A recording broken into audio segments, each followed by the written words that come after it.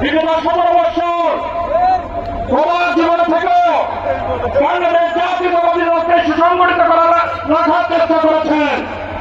তিনি বিগত আন্দোলন সংগ্রামে বিএনপি সহ অঙ্গ সংগঠনের সকল জেলা পর্যায়ের, নগর পর্যায়ের, উপজেলা পর্যায়ের নেতা কর্মীদের সাথে কথা বলে আন্দোলন সংগ্রামকে সংগঠিত করেছেন, এই দলকে সংগঠিত রেখেছেন, যার সুফল এই দেশের মানুষ পাচ্ছে।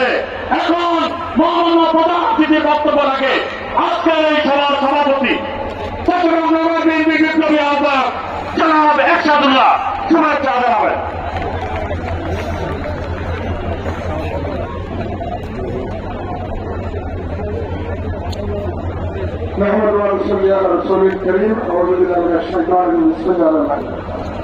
ঐতিহাসিক পরিবহন মাঠে আজকের এই ঐতিহাসিক জনসভায় উপস্থিত আছেন বাংলাদেশের কৃতি সন্তান, বাংলাদেশকে নিয়ে যিনি যারা সবাই আমরা সবাই অহংকার করি, আমাদের সকলের প্রিয় নেতা,